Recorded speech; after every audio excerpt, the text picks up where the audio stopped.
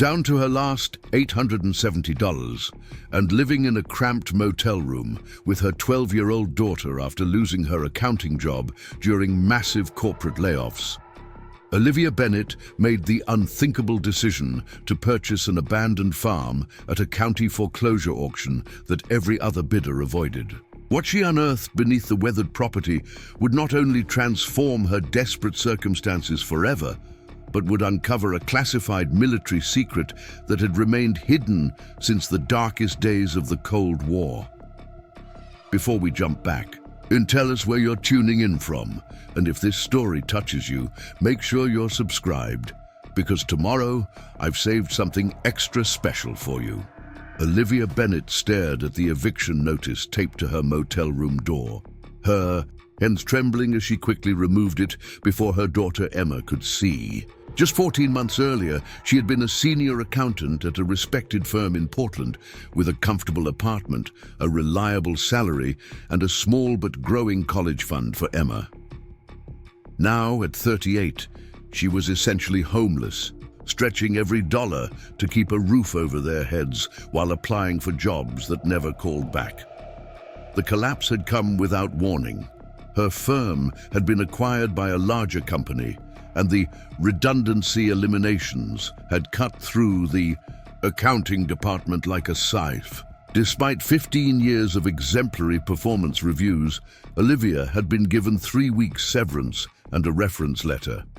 Her emergency fund had carried them for a few months, but Portland's high cost of living quickly drained her savings. When the apartment lease ended, they'd been forced to move into this roadside motel on the outskirts of Pinewood Valley, a small town she'd once passed through on a camping trip years ago. "You need to be realistic, Liv," her brother Michael had said during their last phone call. "Bring Emma and come stay with us in Seattle until you find something stable. The guest room is yours as long as you need it."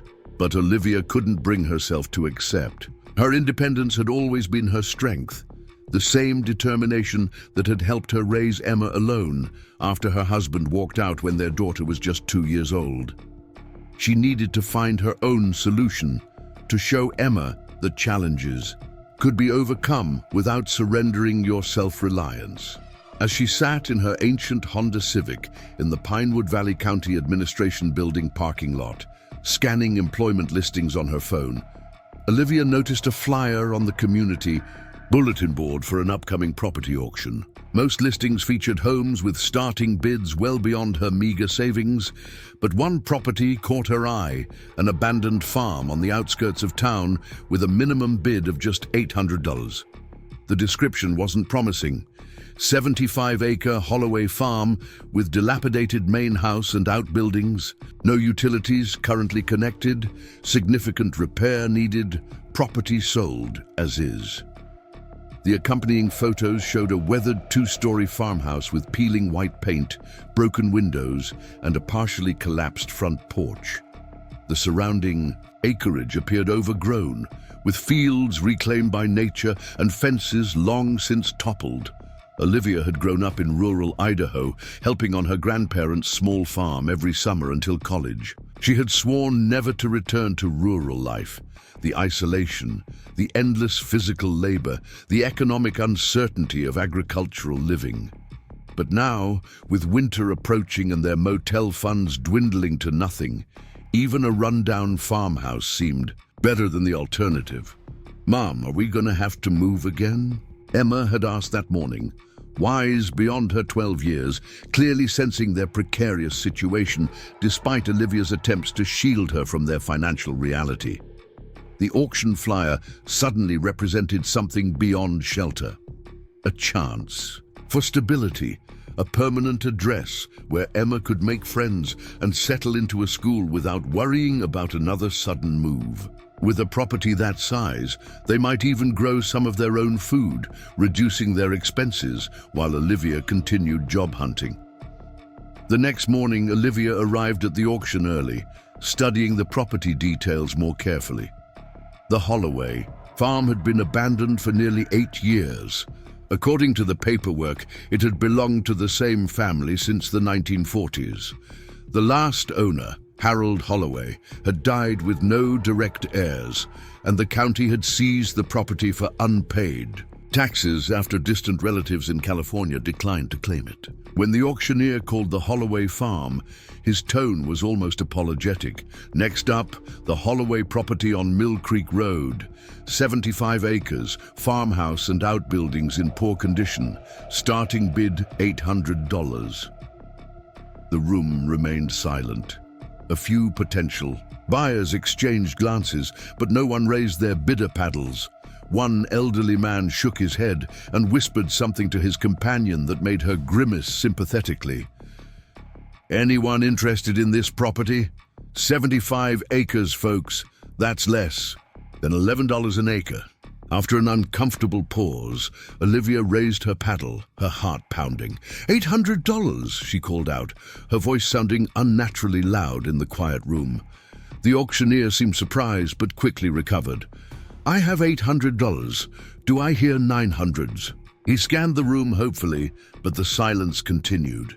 Several people turned to look at Olivia with expressions ranging from curiosity to pity. Going once, going twice, sold to bidder number 29 for $800. Just like that, Olivia Bennett became a landowner. As she signed the paperwork and transferred nearly all her remaining money, the county clerk gave her a curious look. "You know what you're getting into with the Holloway place, right? Been sitting empty since old Harold died. Place has history, not all of it straightforward." "History doesn't worry me," Olivia replied, trying to sound more confident than she felt. "Every property has stories." "Well, this one's got more stories than most," the clerk muttered, sliding a set of old-fashioned keys across the counter.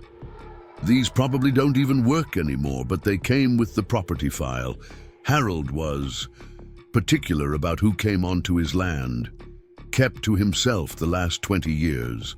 As Olivia drove the 15 miles to her new property, Emma's eyes wide, with a mixture of excitement and apprehension beside her, doubt began to creep in. What had she done? She knew basic home maintenance, but restoring a century-old farmhouse was an entirely different challenge. And what would they do with 75 acres of land? She had no farming equipment, no seeds, no livestock, not even a clear plan beyond providing a roof over their heads. When they turned onto Mill Creek Road, the reality of her purchase hit with full force. The driveway was barely visible, overrun with tall grasses and young saplings that scraped against the sides of their car. The farmhouse itself stood on a slight rise, silhouetted against the afternoon sky, looking even more desolate than in the auction photos.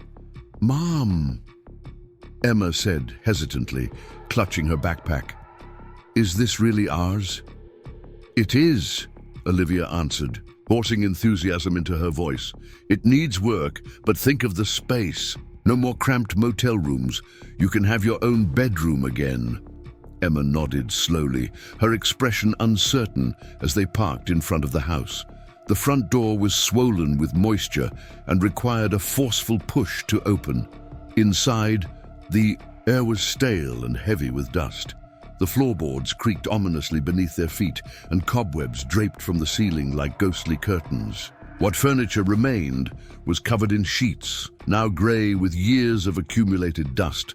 In what must have been the living room, a stone fireplace dominated one wall. The kitchen beyond contained an ancient cast-iron stove and cabinets with doors, hanging from rusted hinges. A narrow staircase led to the second floor, where they found 3 bedrooms with sagging floors and water-stained ceilings. "It's like a haunted house from the movies," Emma whispered, staying close to her mother's side. "Not haunted," Olivia corrected gently, "just neglected. Buildings need people to care for them, just like people need homes to protect them. We'll bring it back to life." As the sun began to set, they returned to their car to retrieve their suitcases and the plastic totes containing their remaining possessions. Olivia chose the downstairs living room for their first night, setting up their sleeping bags near the fireplace. After a dinner of sandwiches brought from town, they sat by the window, watching darkness settle over their property. in the silver. Light of the moon, the overgrown fields took on an eerie beauty. The distant line of trees that marked the eastern boundary swayed gently in the autumn breeze. Preparing and narrating this story took us a lot of time, so if you are enjoying it, subscribe to our channel. It means a lot to us. Now back to the story. Despite everything, their financial struggles, the daunting renovation ahead, the uncertain future, Olivia felt a strange sense of rightness.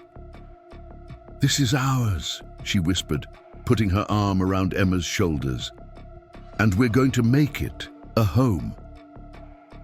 Morning arrived with shafts of sunlight streaming through broken windows, illuminating swirling dust motes in golden light. Olivia woke stiff and cold, but with renewed determination. She had made this choice for Emma's future, and now she had to make it work. First, she needed to assess what they were dealing with. The house, while dilapidated, had a surprisingly solid foundation. The roof needed significant work, but the main support beams appeared intact. With her practical mindset, Olivia created a mental inventory of urgent repairs, prioritizing what needed to be addressed before winter arrived in full force. Outside, she discovered a hand pump that, after considerable effort, still yielded water. The barn, though sagging in places, could be stabilized. Several smaller outbuildings were beyond salvation, but their materials could be salvaged for repairs elsewhere. By midday, Olivia had created a detailed list of urgent repairs and a rough timeline for completing them. She would need supplies, which meant spending some of their dwindling funds, but her accounting background helped her calculate the minimum necessary investments. As they explored the overgrown property further, Emma discovered an old orchard with apple trees gone wild, but still producing fruit. Beyond that, the remains of a vegetable garden, now overtaken by weeds, showed potential for renewal. "Mom, look!" Emma called, examining the weathered remains of garden beds. "We could grow food here next spring." "My science teacher said growing your own vegetables is better for the environment." The land had potential. It just needed someone willing to invest the time and effort to reclaim it. Olivia spent the afternoon clearing debris from the farmhouse, removing rotted furniture and sweeping out decades of dust. In the storage room off the kitchen, she discovered a trapdoor in the floor, likely leading to a root cellar. It was secured with a rusted padlock, which she made a note to address later. By evening, she had cleared enough space to set up a more comfortable sleeping area and had even managed to repair one of the broken windows with materials found in the barn. It wasn't much, but it was progress. As the sun set on their second day at Holloway Farm, Olivia sat on the repaired front step, eating an apple from the orchard and watching Emma explore the front yard. The task ahead was enormous, perhaps impossible, for a single mother with limited resources, but she felt more alive than she had in months. Here, there were no pitying glances from former colleagues, no humiliating job rejections, no impersonal motel rooms, just the land, the house, and the work that needed doing. Olivia settled into a routine over the next few days. She woke at dawn, worked until dusk, and fell into exhausted sleep each night. She made trips into town for essential supplies, carefully budgeting at the local hardware store. Her practical knowledge earned her respect from the owner, Roy Jenkins, who offered her credit when she explained her situation. "The Holloway place, huh?" Roy had said, whistling low. "That's going to be quite a project. Harold was a recluse those last few years. Place hasn't had proper maintenance since before his wife passed. Must be 15 years now." "Did you know them?" Olivia asked, curious about the previous owners. "Everyone knew of the Holloways," Roy replied. "One of the older families in the county. Harold's father worked for the government back in the Cold War days, something to do with the old military installation outside town. Harold inherited the farm in the 70s and became increasingly private after his wife died. Kept to himself, especially after the strange business with the government men. Government men? Olivia asked, suddenly more interested. Roy shrugged. Some kind of officials came to see Harold about 5 years before he died. Military types, according to town gossip. No one knew exactly what they wanted, but Harold was even more withdrawn afterward. He paused, studying Olivia. People wondered what would happen to the place after he passed. Some thought the government might take an interest given the family's connection to the old military project. This information added a new dimension to Olivia's property. She wasn't just restoring an old farm, she might be uncovering a piece of Cold War history. The thought gave her work additional meaning beyond simple survival. On their 7th day, at the farm, with the most urgent roof repairs completed and a small generator providing limited electricity, Olivia turned her attention to the locked storage room trapdoor. The padlock, rusted and weathered, broke easily with a few strikes from a hammer. The trapdoor creaked as Olivia lifted it, revealing a set of concrete steps descending into darkness. "Stay up here, Emma," she instructed, grabbing her flashlight. "I want to make sure it's safe first." With flashlight in hand, Olivia made her way down carefully, testing each step. At the bottom, instead of the root cellar she expected, she found a small concrete room with what appeared to be another metal door set into the far wall. Unlike the rustic farmhouse above, this structure looked institutional. Poured concrete, walls, metal fixtures, and the faded remains of official stenciling on the door. As her flashlight beam swept the room, Olivia noticed something odd about the metal door. Unlike what you'd expect in a typical farm cellar, this door featured a sophisticated locking mechanism with a keypad, now dark and apparently without power. Beside it, partially hidden behind an old shelf, was what looked like a mechanical override, a recessed handle with a faded symbol stenciled above it. Curious, Olivia examined the symbol more closely. It wasn't a typical farm marking, but appeared military in nature. An eagle with a shield, partially obscured by decades of dust. She cleaned it with her sleeve, revealing what looked like an official government seal. Her heart racing, Olivia tried the mechanical override handle. It resisted, at first frozen with age, but then gave way with a sudden release. The heavy metal door swung outward with a pneumatic hiss that seemed impossibly preserved after years of abandonment. Beyond the door lay not a simple cellar, but a corridor that extended about 20 feet before opening into a larger space. The walls were lined with metal conduits and what appeared to be old communication equipment. This was no ordinary farm storage, it was a military installation of some kind, built beneath the unassuming Holloway farmhouse. Olivia stood frozen in the doorway, her mind struggling to process what she was seeing. A Cold War bunker beneath. A farm she'd purchased for $800 at a county auction. It seemed impossible, like something from a spy novel rather than her real life.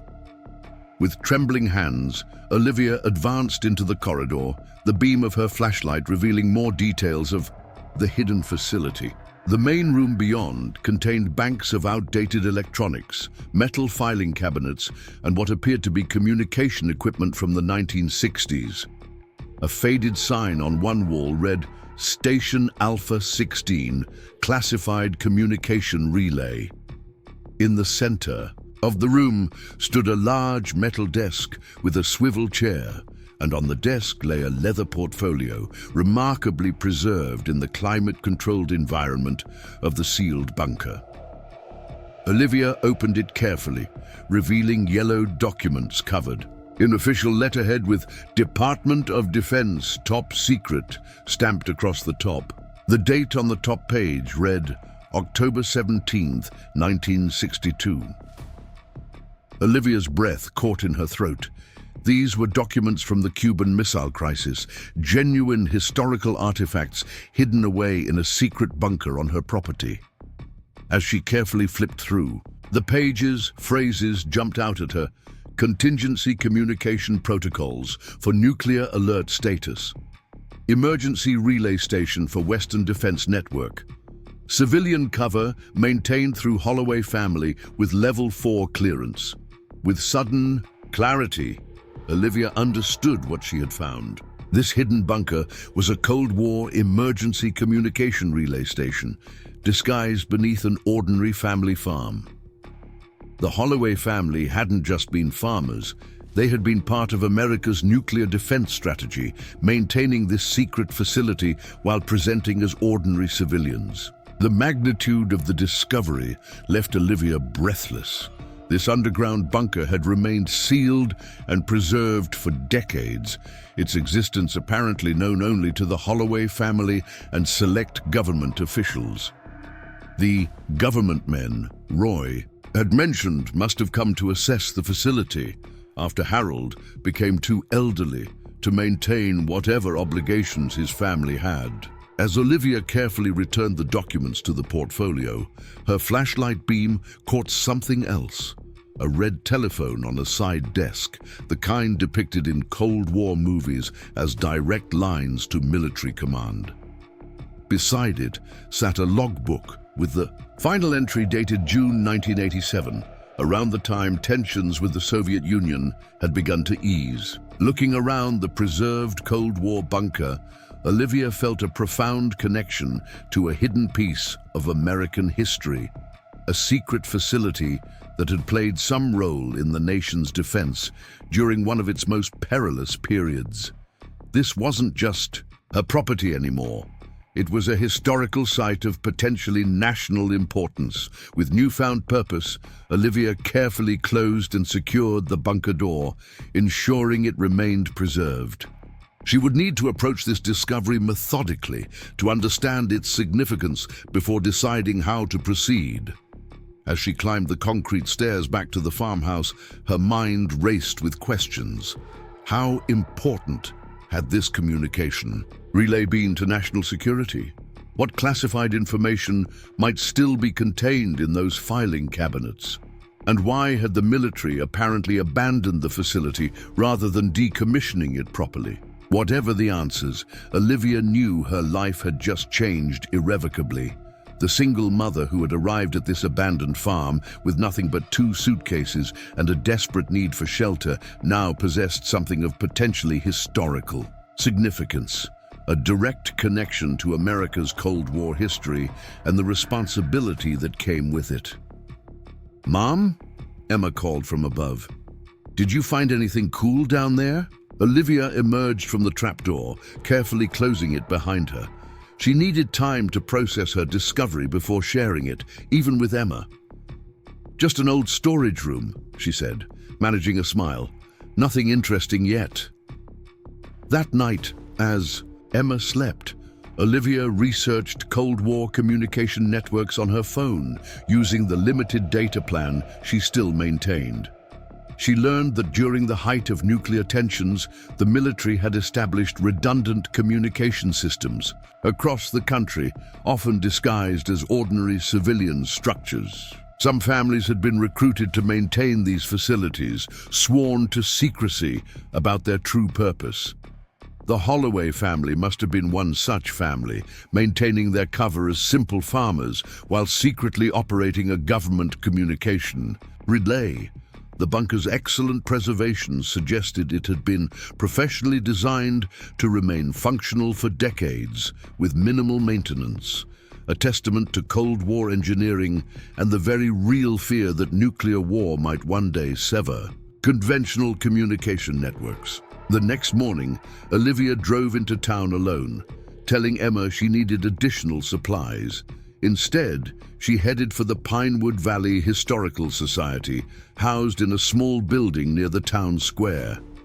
Inside, she found an elderly man arranging a display case of local artifacts. "Excuse me," Olivia said. "I'm looking for information about the old military installation that used to be near town. I recently purchased the Holloway farm, and I'm curious about its history." The man straightened up, studying her with sudden interest. "Walter Simmons," he introduced himself. town historian and former librarian. The Holloway place, you say? Interesting choice.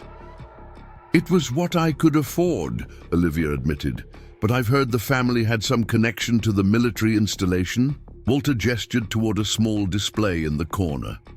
Pine Ridge facility was officially a weather research station, established in 1954 and decommissioned in 1989. Unofficially, most locals knew it had something to do with national defense. The Cold War wasn't exactly subtle, even when they tried to be.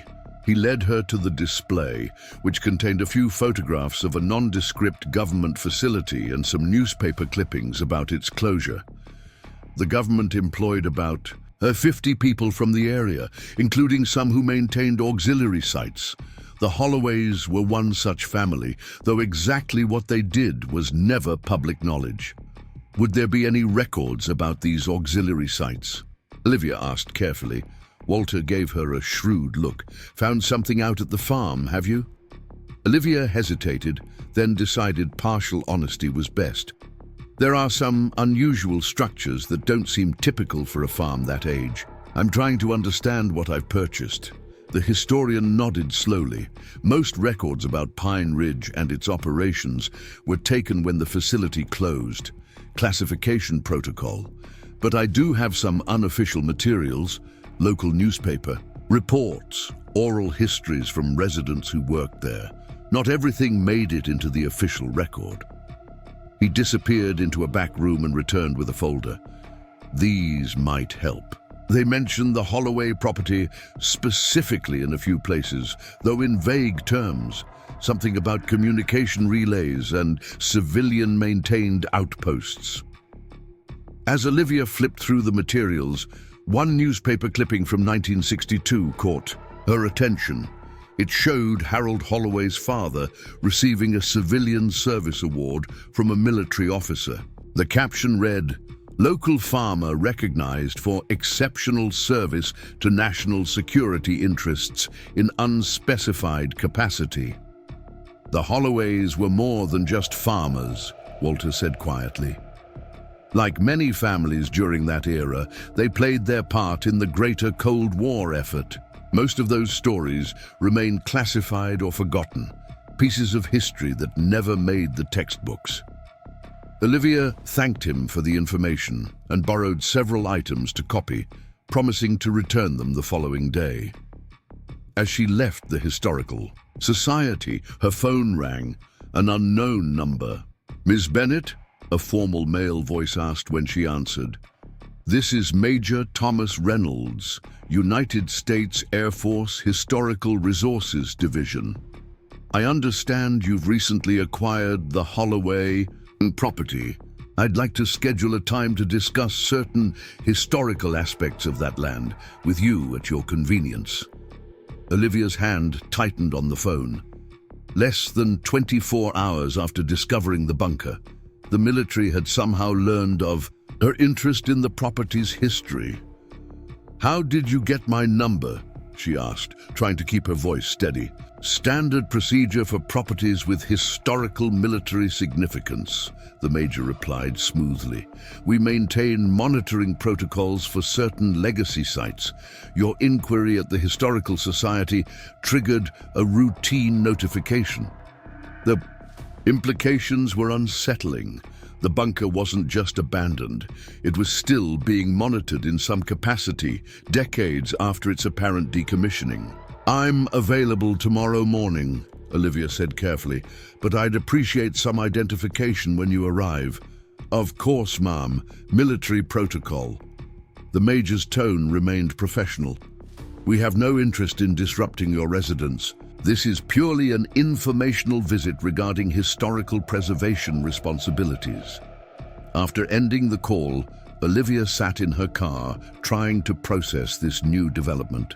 The abandoned farm she had purchased out of financial desperation now connected her to classified Cold War operations significant enough that the military still maintained monitoring protocols decades later. She drove to the hardware store where Roy was restocking shelves. "Roy," she said without preamble, What exactly happened with the government men who visited Harold before he died? The hardware store owner looked surprised at her direct question. Not much to tell. 3 men in dark suits spent an afternoon at the farm. Harold was tight-lipped afterward, but Martha from the diner delivered lunch to them, said they were going through old papers and making phone calls from their car. Harold was even more reclusive after that visit, stopped coming to town almost, entirely. Did anyone ever see military personnel at the farm during the Cold War years? Roy thought for a moment. Now that you mention it, my father used to talk about how Harold's dad would sometimes have government visitors who came in unmarked cars. Nobody asked questions back then, patriotic duty and all that. Why the sudden interest? Just trying to understand the property's history, Olivia replied, keeping her tone casual. A Major Reynolds called me today, wanting to discuss historical aspects of the farm. Roy's eyebrows shot up. Military's still interested in that old place. Must be something worth knowing about. Must be, Olivia agreed, her mind already racing ahead to tomorrow's meeting and what it might mean for her and Emma's future on the farm. As she drove back to the farm, Olivia couldn't help but wonder if her desperate $800 purchase, made solely to provide shelter for her daughter, had unwittingly entangled her in something far larger than she'd ever imagined. Whatever secrets lay beneath the Holloway farm, they were significant enough that the United States military still considered them worth monitoring nearly 30 years after the Cold War's end. The abandoned farm that had represented her last resort now connected her to one of America's most tense historical periods. And tomorrow, she would learn exactly what responsibility came with owning a piece of classified Cold War history. Olivia spent a restless night contemplating the impending visit from Major Reynolds. She'd chosen not to tell Emma about the bunker or the military's interest yet, not wanting to alarm her daughter until she understood the situation better. Instead, she'd kept Emma busy organizing their modest belongings in the upstairs bedroom that was gradually becoming habitable. As dawn broke over Holloway Farm, Olivia sat at the rickety kitchen table, nursing a cup of instant coffee. The early morning light cast long shadows across the overgrown fields, giving the property an almost ethereal quality. Despite the anxiety about the upcoming meeting, she couldn't help but appreciate the peaceful beauty of the land, so different from the cramped motel room they'd called home for months. She'd spent half the night researching Cold War communication networks on her phone, learning about the elaborate systems the military had established during the height of nuclear tensions. The government had created redundant channels across the country, often disguised as civilian structures and maintained by ordinary Americans sworn to secrecy. These weren't just backup systems. They were lifelines designed to maintain command. Capabilities if primary military installations were destroyed in a first strike. The Holloway family's farm hadn't been chosen randomly. Its location on elevated ground with clear lines of sight in multiple directions would have made it ideal for certain types of communication relays. The fact that the bunker remained monitored suggested it might have been more significant than a simple outpost. A vehicle approaching on the long driveway interrupted her thoughts. Through the kitchen window, Olivia watched a dark blue government SUV navigate the rutted path, moving slowly to avoid the worst of the overgrown sections. The car bore no military markings, but its government plates confirmed her visitor had arrived. "Emma," she called upstairs, "I need you to work on your schoolwork in your room for a while. I have a meeting with someone about the property. Is everything okay?" Emma appeared at the top of the stairs, her expression concerned. "Everything's fine," Olivia assured her, trying to keep her voice steady. "Just some paperwork about the farm's history. Nothing to worry about." When a crisp knock sounded at the door, Olivia took a deep breath before answering. The man standing on her dilapidated porch wore a pressed Air Force uniform with Major's insignia. He appeared to be in his mid-40s, with close-cropped grey hair and the straight-backed posture of a career military officer. Ms. Bennett, Major Thomas Reynolds, United States Air Force Historical Resources Division. He presented an official identification card. "Thank you for agreeing to meet with me." Olivia nodded, gesturing toward the kitchen. "Please come in. I apologize for the condition of the place. We're still in the early stages of renovation." Reynolds followed her inside, his observant gaze taking in details of the farmhouse. "I understand you purchased the property recently at a county auction." "Last week," Olivia confirmed, offering him a seat at the kitchen table. "Coffee?" "It's instant, I'm afraid." "Thank you, black is fine." He accepted the mug she offered. "Ms. Bennett, I'll be direct. The Holloway property has certain historical features that fall under military purview, specifically Cold War-era installations that remain classified despite their age." Olivia decided honesty was her best approach. "You're referring to the underground bunker access through the storage room." If Reynolds was surprised by her directness, he didn't show it. "Yes, I see you've discovered the facility. May I ask what else you found?" "A communications room with equipment from the 1960s, some documents marked classified. Nothing appears to have been disturbed since the 1980s. She met his gaze steadily. "What I haven't found is any disclosure that I was purchasing property with a military installation on it." Reynolds nodded slightly. "That's part of why I'm here. The Holloway facility technically remains government property despite the land sale. When the original agreement was established in 1954, the Holloway family signed easements granting the government perpetual access rights to the underground facility, regardless of property ownership changes. So I own the farm but not what's beneath it?" Olivia clarified. "Essentially correct. The underground installation remains under federal jurisdiction. These arrangements were common during the Cold War, civilian ownership of the visible property providing cover for classified installations beneath." He placed a folder on the table. "This contains the relevant documentation, including the original easement agreements." Olivia opened the folder, scanning legal documents yellowed with age. The technical language was dense, but the core agreement was clear. The government maintained access and control rights to the subsurface structures in perpetuity. "What exactly is the facility?" she asked, looking up from the papers. "I've gathered it was some kind of communication relay, but why would it still matter after all these years?" Reynolds considered her question before responding. "The Holloway installation was part of what we called the continuity of government network, essentially a backup communication system designed to maintain command capabilities in the event of nuclear attack. This particular station had strategic importance due to its geographical position, and now, while no longer operationally active, the facility contains historical records and equipment that remain classified. Additionally, certain structural elements of these installations remain of interest to national security." He paused. "I should be clear, Ms. Bennett. My division assesses and manages these legacy sites. We're not operational intelligence." "What does this mean for us living here?" Olivia asked, her primary concern being Emma's well-being. "In practical terms, very little," Reynolds assured her. "We request secure access to the facility on a periodic basis for historical documentation and environmental monitoring. These visits are typically quarterly and scheduled in advance." "The environmental monitoring?" Reynolds hesitated briefly.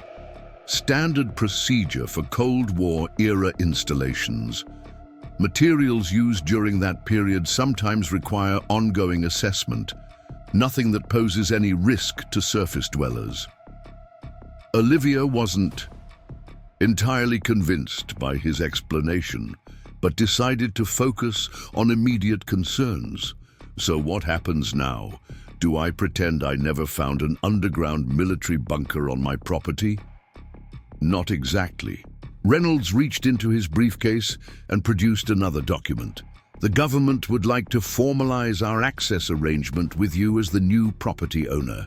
This includes a non-disclosure agreement regarding the facility's specific capabilities and contents, along with scheduled access protocols. And if I refuse to sign, the existing easements remain legally binding regardless, he explained evenly. However, cooperation typically proves mutually beneficial. The agreement includes a stipend for property owners who maintain discretion and allow scheduled access. A stipend? This caught Olivia's attention immediately. Yes, the original arrangement with the Holloway family included quarterly payments for their role as facility custodians. When Harold Holloway died, those payments ceased as there was no designated successor. Signing the updated agreement would reinstate those payments to you as the property owner. How much are we talking about? Olivia asked, trying to keep her voice neutral despite the flutter of hope in her chest. Any reliable income, even modest, would make their situation less precarious. The current rate is $3,000 quarterly, Reynolds stated, adjusted for inflation from the original 1954 agreement. Olivia nearly dropped her coffee mug. $12,000 a year for simply allowing occasional access to a bunker she had no use for anyway. It seemed too good to be true. What exactly would be my responsibilities? She asked cautiously. Maintain the security of the access point. Report any unauthorized attempts to enter the facility. Allow scheduled inspections with 48 hours notice. He gestured toward the documents. The full terms are outlined in Section 3. Olivia skimmed the indicated section. The requirements seemed straightforward and unobtrusive. The agreement specifically stated that the government would access the facility in a manner minimizing disruption to the property owner's normal activities. I'll need to review this carefully before signing, she said. Of course, Reynolds agreed. Standard practice. I can return tomorrow if that provides sufficient time. As they continued discussing the arrangement, Olivia noted something odd in the Major's manner. Despite his professional demeanor, there seemed to be something he wasn't fully disclosing. His eyes occasionally darted toward the direction of the storage room, and he appeared particularly interested when she mentioned having browsed through some of the documents in the facility. Did you happen to notice any references to Project Blacklight in the materials you viewed? He asked, his tone deliberately casual. I don't recall that specifically, Olivia replied truthfully. Most of what I saw related to communication, protocols during the Cuban Missile Crisis. Reynolds nodded, his expression revealing nothing. Those would be the historical documentation files, fairly routine for installations of this type. After finishing his coffee, Reynolds asked to verify the current condition of the bunker. Olivia led him to the storage room and opened the trapdoor. As they descended the concrete steps, she noticed how Reynolds moved with the familiarity of someone who had visited similar installations before. Inside the bunker, Reynolds conducted a methodical inspection, checking equipment seals and examining a monitoring system Olivia hadn't noticed during her initial exploration.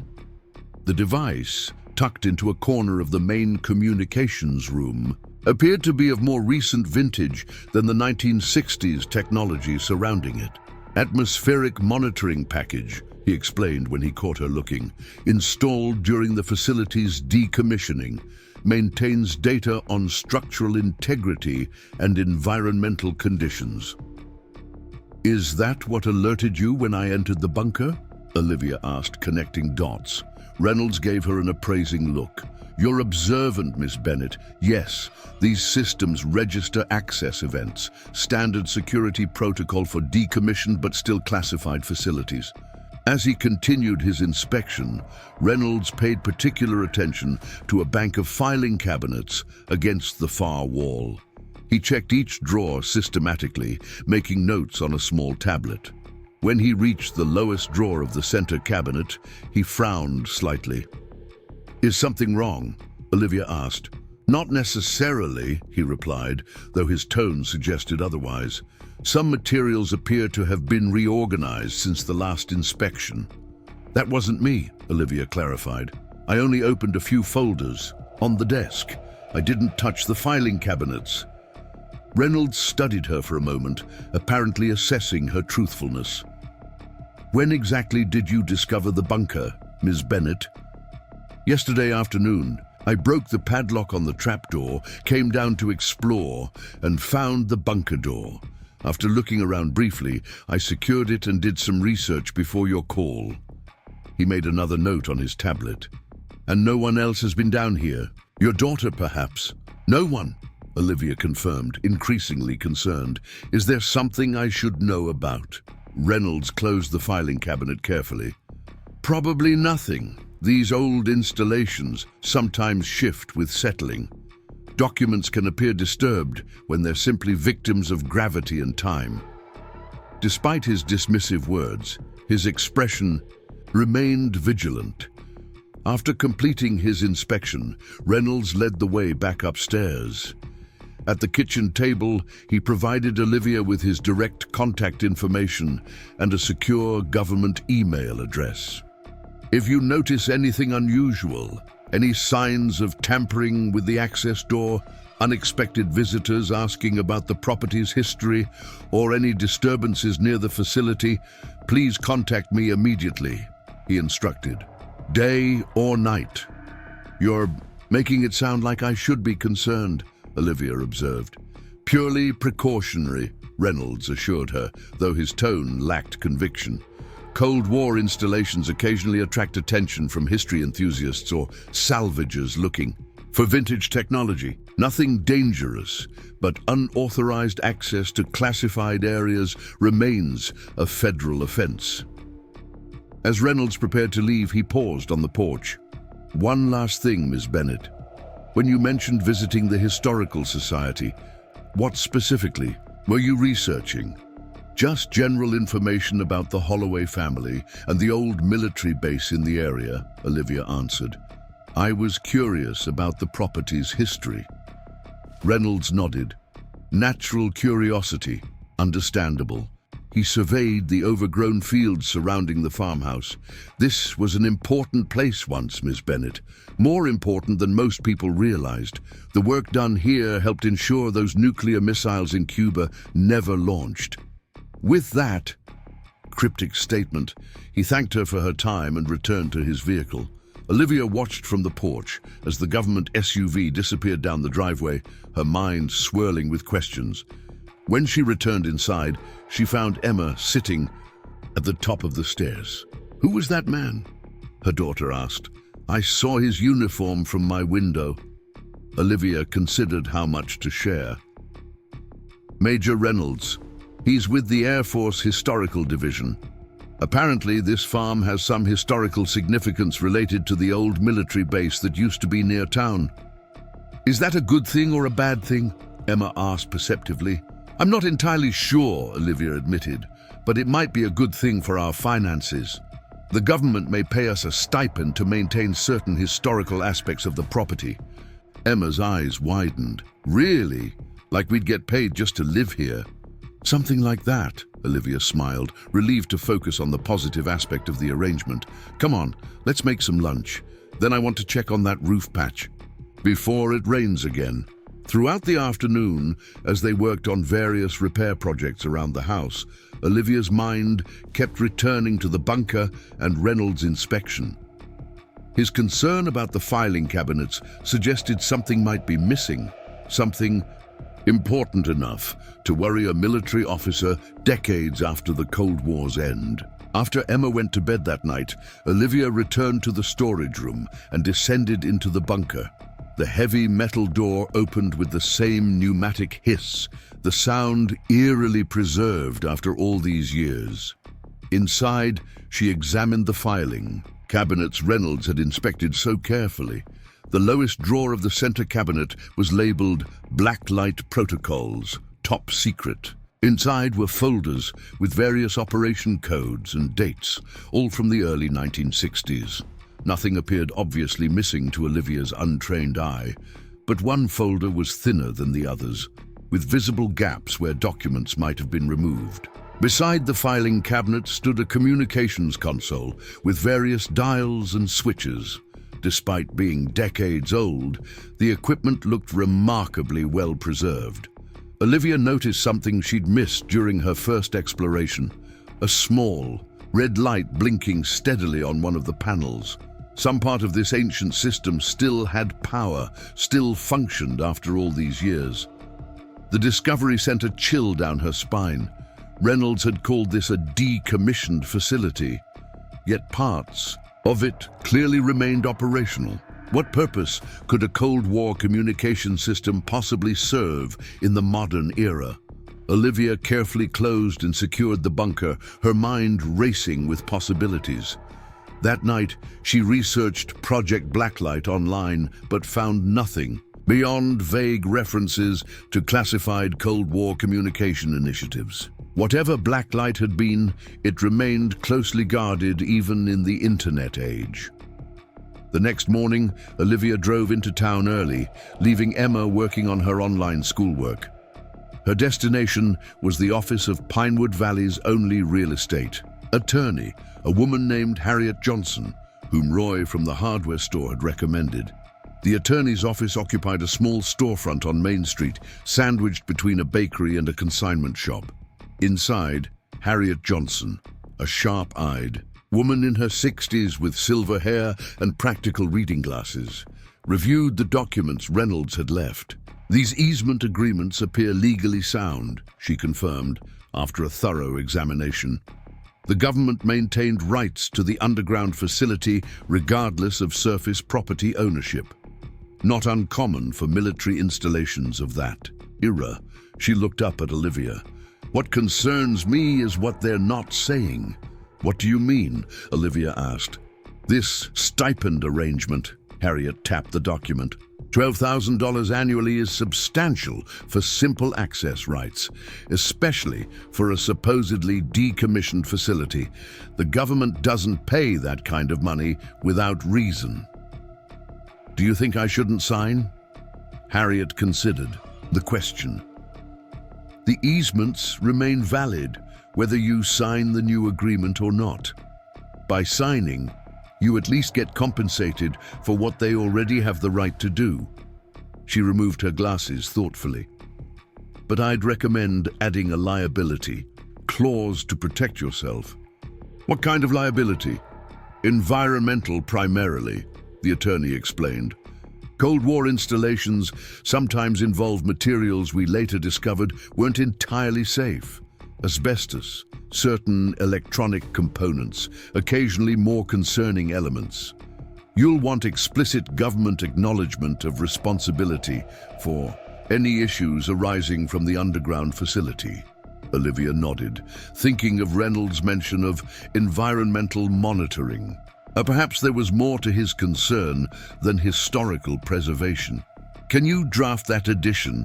she asked. "Certainly. I can have it ready by this afternoon." Harriet studied Olivia with shrewd eyes. "May I ask a personal question? Why did you purchase the Holloway place? It's been considered unsellable for years." "Desperation," Olivia admitted. "I lost my accounting job in Portland, ran through my savings, and needed somewhere permanent for my daughter. The farm was what I could afford, with what I had left." Harriet's expression softened slightly. "The Holloway property has a complicated history in this town. Harold became increasingly reclusive in his later years. There were rumors about his father's government work during the Cold War. Nothing specific, just the usual small-town gossip about midnight visitors and mysterious deliveries." "Do you think there's something dangerous about the property?" Olivia asked directly. Harriet shook her head. "Not dangerous, no, but significant in ways beyond a typical farm.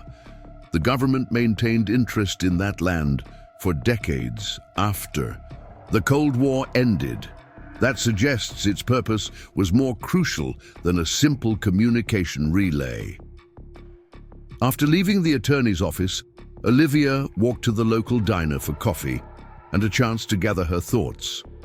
The Bell and Whistle was a classic small-town establishment, counter-seating, vinyl booths, and the perpetual smell of coffee and pie.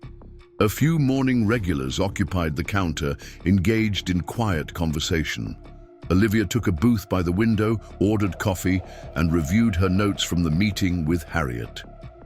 The attorney's concerns about environmental liability had heightened her own unease about the bunker. What exactly had gone on in that underground facility during the height of Cold War tensions? "You're the one who bought the Holloway place, aren't you?" The question came from an elderly man who had approached her booth, coffee cup in hand. "Word travels fast in small towns. I'm George Wilkins." "Olivia Bennett," she replied, gesturing to the empty seat across from her. "News about the farm.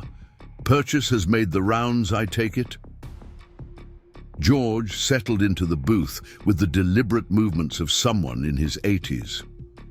When a property sits empty for 8 years, any change becomes noteworthy, especially that particular property. He studied her with faded blue eyes. "You've had a visitor from the government already, I hear." Olivia raised an eyebrow. "News really does travel fast." "Military vehicle on that road stands out," George explained. "Plus, my granddaughter works at the Pinecrest Motel. Major Reynolds has stayed there twice now." "Did you know the Holloways?" Olivia asked, sensing George might have information beyond the usual town gossip. "Knew 3 generations of them," he confirmed. "Worked with Harold's father, Franklin, back in the 50s and 60s. I was part of the maintenance crew at Pine Ridge facility." Olivia leaned forward with interest. "The military installation outside town? Reynolds mentioned it was connected to the bunker on the farm." George nodded, lowering his voice. "More than connected. The Holloway Farm installation was a critical backup for Pine Ridge. In the event of attack, communication would route through that bunker if the main facility was compromised." He sipped his coffee. "During the Cuban crisis, we ran drills constantly. The Holloway relay was part of the direct line to Strategic Air Command. If the order for nuclear launch ever came, it would have passed through that farm." The implications sent a chill through Olivia. The unassuming farmhouse she now called home had once been a link in the nuclear chain of command, part of the system that could have initiated global annihilation. "Reynolds mentioned something called Project Blacklight," she said carefully. "Do you know what that was?" George's expression changed subtly. "Where did you hear that name?" Reynolds asked if I'd seen any references to it in the bunker. The elderly man glanced around the diner before responding. "Blacklight wasn't officially acknowledged. It was a contingency protocol, developed after we came so close to nuclear exchange over Cuba. The details were compartmentalized, but those of us at Pine Ridge understood it involved preset response scenarios if communication with command was compromised." "You mean automatic retaliation?" Olivia asked, horrified at the implication. "Not fully automatic," George clarified, "but streamlined authorization protocols under specific conditions. The system required human activation, but with reduced command verification. The idea terrified many of us working there. The potential for miscalculation or system error was significant. But surely that system was dismantled when the Cold War ended." George shrugged slightly. "Officially, yes. Pine Ridge was decommissioned in '89. Equipment removed, personnel reassigned. But some systems were more difficult to fully extract than others." He fixed Olivia with a meaningful look. "Dead hand protocols leave ghosts in the machine, so to speak." Their conversation was interrupted by Olivia's phone ringing. She checked the screen, an unfamiliar number with a government area code. "Excuse me," she said to George, then answered, "Hello." "Ms. Bennett, Major Reynolds' voice was tense. "Has anyone else accessed the facility since my visit yesterday?" "No," Olivia replied, immediately alert. "Why do you ask?" "The monitoring system registered an entry alert 2 hours ago, if it wasn't you or your daughter." "We've both been in town all morning," Olivia confirmed, a knot forming in her stomach. "The bunker should be secure." "I'm 20 minutes from your location," Reynolds said briskly. "Please don't return to the property until I've conducted a security assessment. Find a public location and stay there." "Major, what exactly is happening?" Olivia demanded, fear rising. "Is my daughter in danger? This is likely a system malfunction," Reynolds replied, though his tone suggested otherwise. "But I need to verify the facility's security personally. I'll call you once I've assessed the situation." The line went dead, leaving Olivia staring at her phone in disbelief. Across the table, George Wilkins watched her with concerned eyes. "Trouble at the farm?" he asked quietly. "Someone may have accessed the bunker while we've been away," Olivia explained, already gathering her things. "Reynolds warned me to stay in town until he checks it out." George's weathered face grew serious.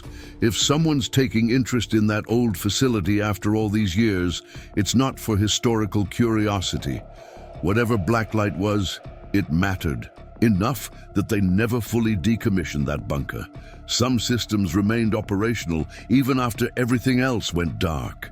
What kind of systems?" Olivia asked, her concern deepening. George shook his head. "Above my clearance even back then. But I know Franklin Holloway received specialized training beyond what would be needed for a simple communication relay. That family protected something important, something that apparently still matters today." Olivia stood, her mind racing. "I need to get back to the farm. Reynolds told me to stay away, but it's my home. My daughter's schoolwork and our belongings are there. Be careful," George warned. "Cold War secrets have a way of remaining dangerous long after the war itself ends." As Olivia hurried to her car, the abandoned farm she had purchased out, of desperate necessity, now seemed far more complicated than she could have imagined. What had begun as a last resort shelter for her and Emma had unexpectedly connected them to decades-old military secrets. Secrets apparently still sensitive enough to warrant government monitoring and hasty security responses. The Holloway farm wasn't just a dilapidated property in need of renovation. It was, perhaps, a still active piece in a Cold War chess game that had never fully concluded. Olivia gripped the steering wheel tightly as she drove back toward Holloway Farm, ignoring Major Reynolds' directive to remain in town. Her conversation with George Wilkins at the diner had only intensified her concerns.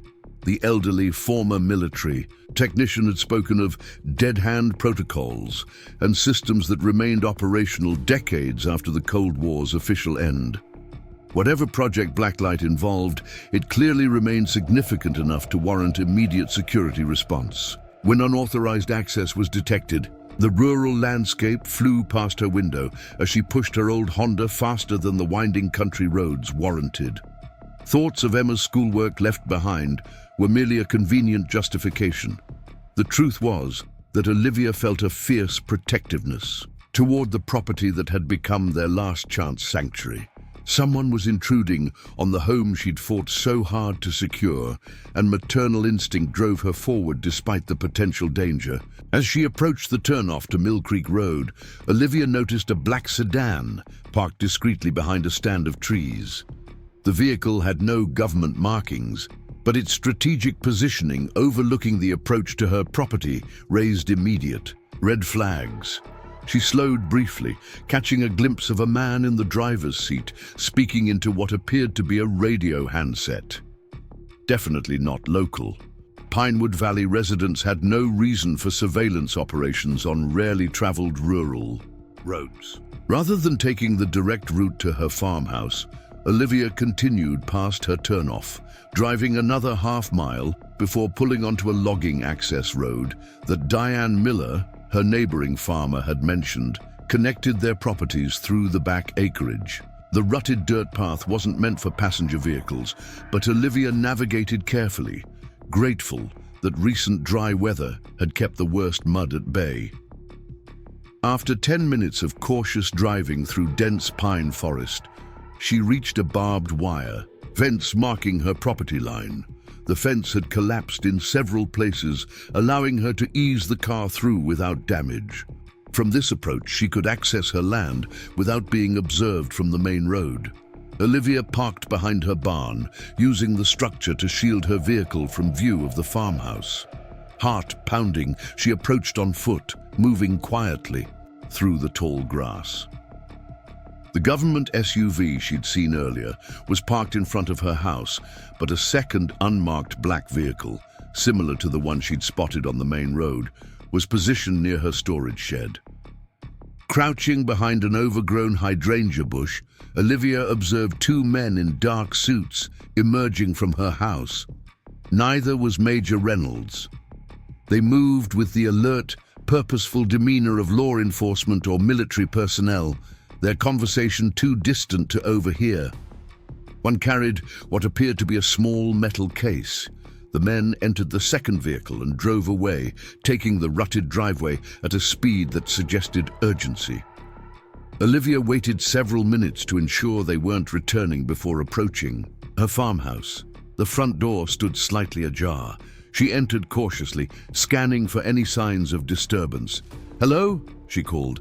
"Major Reynolds?" No response. The kitchen and living room appeared untouched, but the door to the storage room was open, the trapdoor within clearly visible in its raised position. Reynolds had left the access to the bunker completely exposed. "Mom?" Olivia nearly jumped, out of her skin, as Emma's voice came from upstairs. "Emma, I thought you were in town with me." Panic surged through her as she hurried to the staircase. Her daughter appeared at the top of the stairs, looking confused. "What? No, I've been here doing my math assignment like you asked before you left." Olivia froze, processing this information. Emma had been in the house while the unknown men were present, while they'd accessed the bunker without announcing themselves. Ice-cold fear mixed with hot anger at the thought of strangers moving through her home with her child present. "Did someone come to the house while I was gone?" Olivia asked, trying to keep her voice calm. Emma nodded. "That military guy from yesterday, Major Reynolds. He came back with two other men. He said you knew they needed to check something in the basement and told me to stay upstairs and finish my schoolwork." Relieved that Reynolds had at least been present, Olivia's anger subsided slightly. "Did they say anything else?" "Not to me. I heard them talking downstairs, but couldn't make out what they were saying. The major sounded upset, though." Emma descended a few steps. "Mom, what's going on? Why did you rush out this morning?" Olivia realized she needed to provide some explanation for her behavior. "The farm has some historical features that the government maintains access to, part of the property agreement. I needed to check on some paperwork in town related to it." Emma studied her mother's face with the perceptive gaze of a child who had weathered difficult times. "You're not telling me everything." "You're right," Olivia admitted. "There's an underground room beneath the storage area, a Cold War installation that the government still monitors. I didn't mention it because I wanted to understand the situation better first." "A bunker, like for nuclear war?" Emma's eyes widened, her expression more intrigued than frightened. "Something like that. A communication facility from the 1960s. "That's actually pretty cool," Emma said, surprising Olivia with her reaction. "Can I see it?" Before Olivia could respond, the sound of a vehicle approaching drew her attention. Through the front window, she spotted Major Reynolds' government SUV returning, this time accompanied by a military transport truck. "Stay upstairs," Olivia instructed firmly. "I need to speak with Major Reynolds alone." Emma reluctantly retreated to her bedroom as Olivia stepped onto the porch to meet the returning officer. Reynolds emerged from his vehicle, his expression shifting from surprise to disapproval when he spotted her. "Ms. Bennett, I specifically asked you to remain in town until I confirmed the property was secure." "This is my home," Olivia replied, coolly, "and my 12-year-old daughter was here alone while strangers accessed the bunker. Care to explain why you didn't mention that when you called?" Reynolds had the grace to look momentarily abashed. "Your daughter was never in any danger. When we arrived and found her here, I personally ensured she remained safely upstairs while we conducted our inspection." "Who were the men in suits?" "They weren't in uniform." "Department of Energy Specialists," Reynolds answered after a slight hesitation. "Standard procedure for assessing certain aspects of these installations." "And what are they doing here?" Olivia gestured toward the transport truck, where 3 uniformed Air Force personnel were unloading equipment. "Technical security upgrade to the facility," Reynolds explained. "The monitoring system indicated potential tampering. We're reinforcing access protocols." Olivia crossed her arms. "You told me yesterday this was a decommissioned historical site. Now suddenly you need a technical security team and energy specialists. What exactly is still active in that bunker, Major?"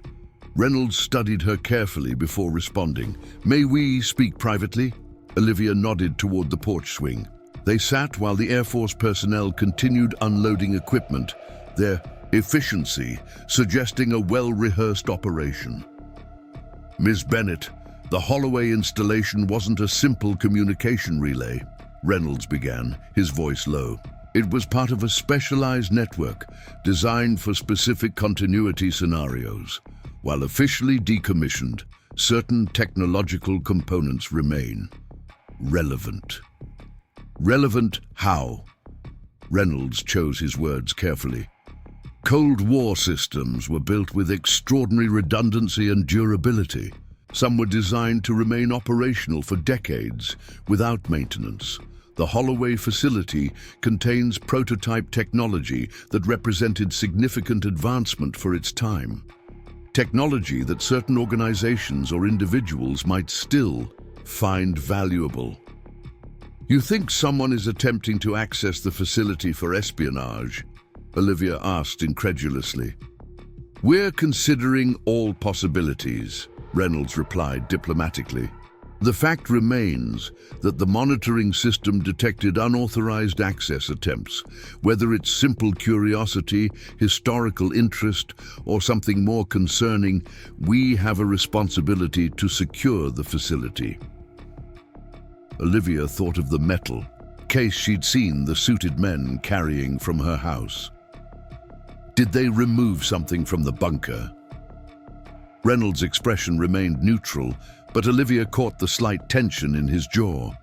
"Standard procedure includes documentation of all historical artifacts. Some materials require specialized storage." It was clearly a non-answer, but Olivia decided to change approach. "I spoke with George Wilkins in town. He mentioned Project Blacklight and something called Dead Hand Protocols."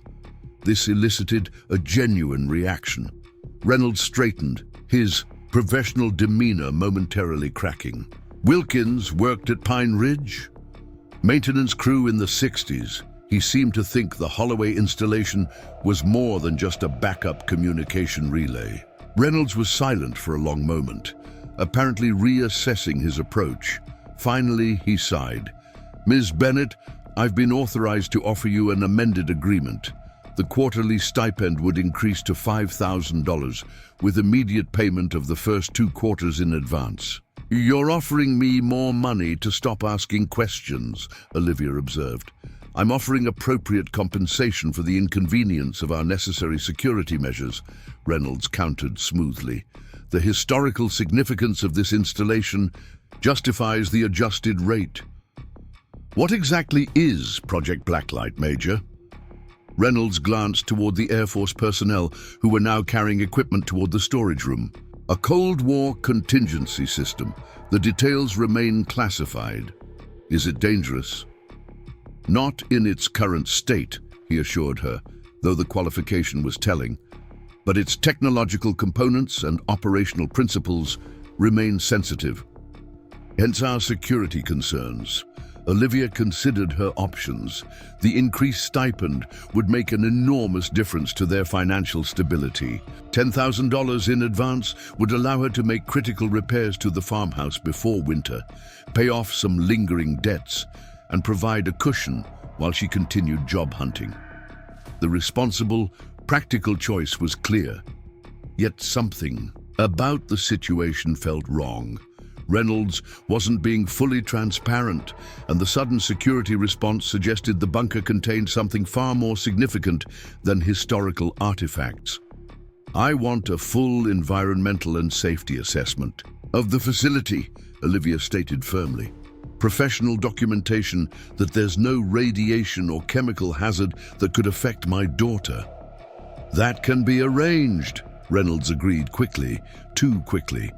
"And I want a clear explanation of what security measures you're implementing and how they might impact our daily lives."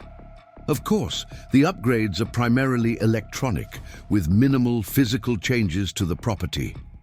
Olivia made her final demand. "And I want to know if there's anything in that bunker that could potentially endanger my daughter. Anything at all. Not the technical details, not the classified aspects. Just a straight yes or no about safety." Reynolds met her gaze directly. "The facility itself poses no direct danger to surface occupants. I can state that with confidence." Olivia noted his careful wording. The facility itself and direct danger were clearly chosen to provide technical accuracy while potentially omitting other risks. Still, she had to make a practical decision for Emma's sake. "I'll sign your amended agreement," she conceded, "but I expect complete transparency about any activities that might affect our safety going forward." Relief flickered across Reynolds' face. "Thank you, Ms. Bennett. I believe this arrangement will prove beneficial for all parties." As they stood, Olivia spotted another vehicle approaching. A familiar pickup truck belonging to Diane Miller, her neighboring farmer. The woman parked beside the military transport and approached with purposeful strides, her expression concerned. "Olivia, everything okay? I saw all these vehicles and got worried." Diane glanced at Reynolds with obvious suspicion. "Just some paperwork regarding the property's history," Olivia explained, using Reynolds' earlier cover story. "Diane Miller, this is Major Reynolds from the Air Force Historical Resources Division." Diane nodded curtly toward Reynolds before turning back to Olivia. "If you need anything, just call. Good neighbors look out for each other around here." The subtext was clear. She was offering support if the military presence was unwelcome. "Thank you," Olivia said sincerely. "We're fine, but I appreciate the concern." After Diane reluctantly departed, Reynolds handed Olivia a revised agreement. "I'll have the advance payment processed immediately. It should be deposited within 48 hours." Olivia signed the documents, still uncertain whether she was making the right decision, but recognizing the financial necessity. As Reynolds returned to supervise the security upgrades, Olivia went upstairs to check on Emma. She found her daughter sitting cross-legged on her bedroom floor, laptop open to her math assignment, but her attention focused on sketching something in a notebook. Peering over Emma's shoulder, Olivia saw a surprisingly detailed drawing of what appeared to be an underground bunker with communication equipment. "What's this?" she asked. Emma looked up, slightly embarrassed. "Just imagining what the bunker might look like. Is it anything like this?" The drawing was remarkably accurate for someone who hadn't seen the facility, including details like the metal desk and filing cabinets. "How did you know what to draw?" Emma shrugged. "I've been having these dreams since we moved in, about an underground room with old machines and blinking lights. Weird, right? And then you mentioned a cold or bunker, so I thought maybe my brain just picked up on something about the house." A chill ran through Olivia. Emma's drawing included elements she couldn't possibly have known about, including the red telephone and specific arrangement of equipment. "Have you been downstairs to the storage room?" "No," Emma replied, seeming confused by the question. "You told me to stay upstairs while you were fixing it up." Olivia studied her daughter's face, finding no deception there. "These dreams, when did they start exactly?" "The first night we stayed here," Emma explained. "I dreamed about a man sitting at a desk underground, watching blinking lights on a big control panel. He seemed worried about something." She pointed to her drawing. The lights were arranged like this, and there was a red phone that kept ringing, but he wouldn't answer it. The description sent another wave of unease through Olivia. The red emergency phone in the bunker was positioned exactly where Emma had drawn it, despite her never having seen it. "Has anyone talked to you about the house? About things that might be underneath it?" Emma shook her head. "No one except that military guy today, and he just told me to stay upstairs while they checked something in the basement." "Why? Is something wrong with my drawing?" "No, it's fine," Olivia assured her, not wanting to alarm her daughter. "Just surprisingly creative." As Air Force personnel continued their work below, Olivia contemplated the implications of Emma's dreams. Was it possible her daughter was somehow sensitive to the history of the place? Or was there a more concerning explanation? Could the bunker be affecting their home in ways Reynolds hadn't disclosed? That evening, after the military departed with promises to return the following day to complete their security upgrades, Olivia waited until Emma was asleep before returning to the storage room. The trapdoor now featured a new electronic lock with a keypad, but Reynolds had provided her with the access code as required by their agreement. The stairs to the bunker remained concrete, but new lighting had been installed along the walls, automatically illuminating as she descended. The heavy metal door at the bottom now featured a similar keypad system. Olivia entered the code, hearing the pneumatic hiss as the door unlocked. Inside, the bunker had been subtly transformed. The vintage communication equipment remained, but new monitoring systems had been installed alongside the old technology. Small cameras now covered key areas, their red activation lights blinking steadily. The filing cabinets had been sealed with government security tape, and the desk had been cleared of all materials. Most notably, in the center of the room where nothing had been before, stood a sophisticated electronic console that appeared thoroughly modern, with digital displays and what looked like satellite communication capability. This was definitely not historical preservation equipment. As Olivia examined the new installation, she noticed something odd about the far wall. A section that had previously appeared solid now showed the faintest outline of what might be another door. Had it always been there, hidden by the dim lighting of her previous visits, or had the military's work today somehow revealed it? She approached the wall section, running her fingers along the barely perceptible seam. Unlike the main bunker, with its obvious mechanical override, this potential entrance offered no visible means of access, no handle, no keypad, no discernible mechanism. A soft electronic tone from behind made Olivia turn quickly. The modern console screen had activated, displaying a message. "Proximity alert. Authorization required." Startled, Olivia stepped back from the wall. The message remained for several seconds before the screen went dark again.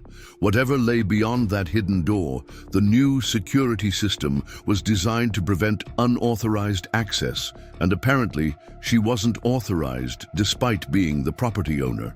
Olivia examined the rest of the bunker more carefully, noting other subtle changes. The atmospheric monitoring device Reynolds had identified earlier now featured additional sensors. New power lines had been run to various equipment. Most concerning, a section of flooring near the hidden door seam had been recently disturbed, the concrete patched in a slightly different shade than the surrounding area. As she prepared to leave, Olivia noticed a small notebook that had fallen behind one of the filing cabinets, apparently overlooked during the military's cleanup. She retrieved it, finding a leather-bound journal with the Holloway family name, embossed on the cover. Inside, handwritten entries dated from the 1960s detailed daily operations of the facility in Harold Holloway's father's precise handwriting. Olivia slipped the journal into her pocket before securing the bunker and returning. Upstairs, in her kitchen, she examined her discovery more closely over a cup of tea. Most entries were mundane operational notes, equipment checks, communication tests, weather conditions that might affect transmission quality. But scattered throughout were cryptic references to BL protocol adjustments and fail-safe confirmation tests. One entry from October 1962, during the Cuban Missile Crisis, stood out starkly. Blacklight standby authorization received 10/22/62. Terminal confirmation protocols verified. God help us if this becomes necessary. Franklin remains at Pine Ridge for direct relay. I maintain station here as secondary confirmation point. Presidential authentication codes secured in red case. 16 minutes from warning to implementation. May we never have to use this.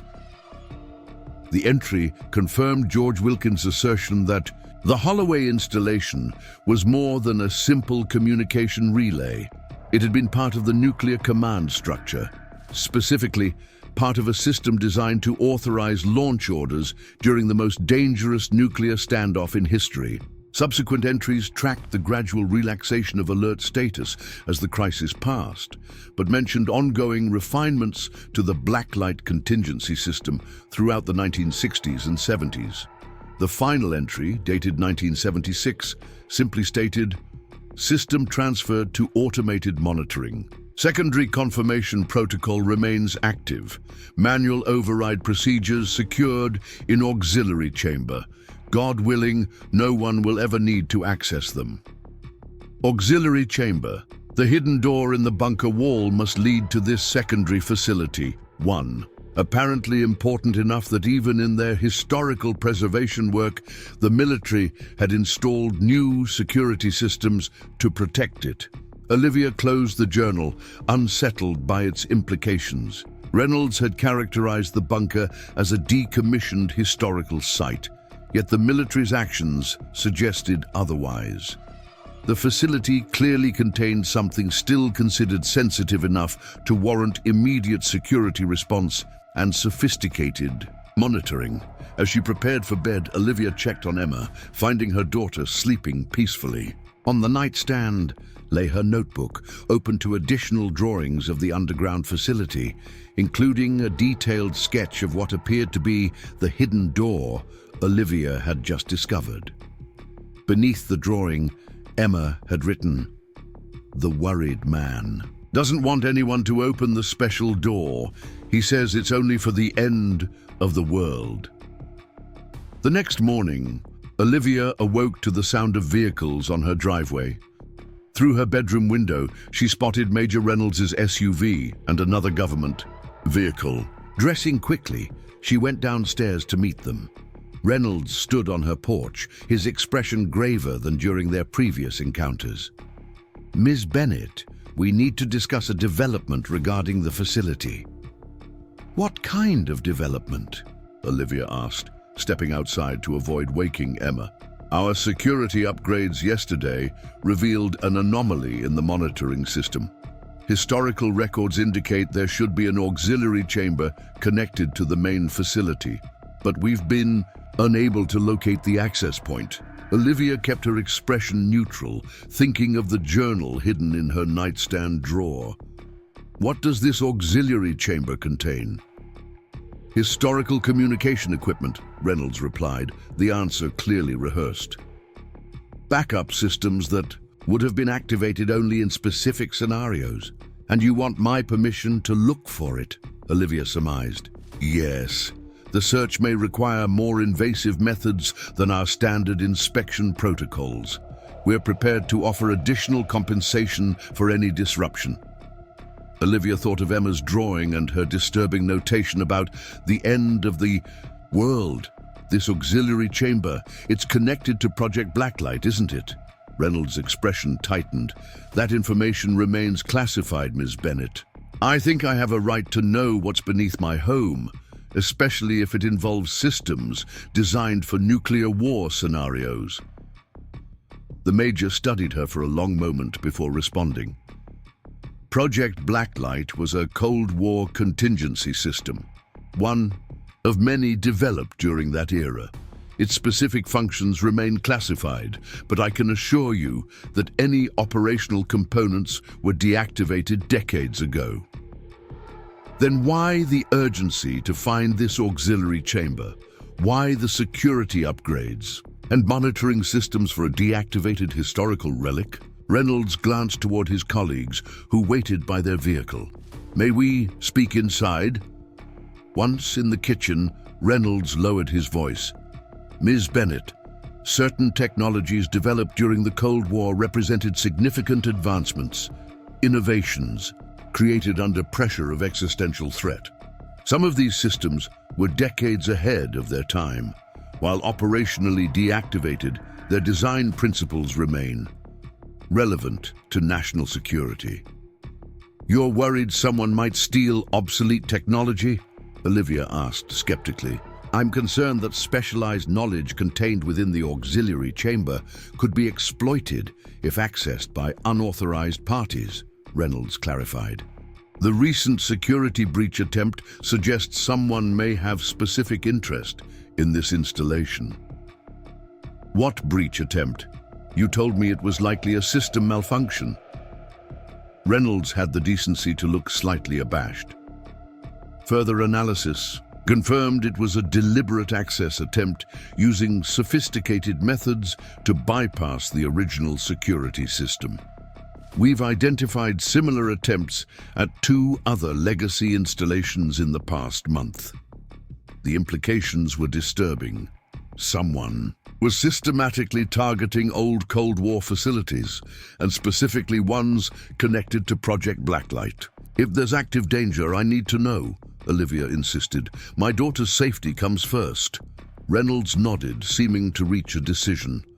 Project Blacklight was a specialized nuclear command verification system, a secondary confirmation protocol for launch authorization designed to function even if primary command structures were compromised.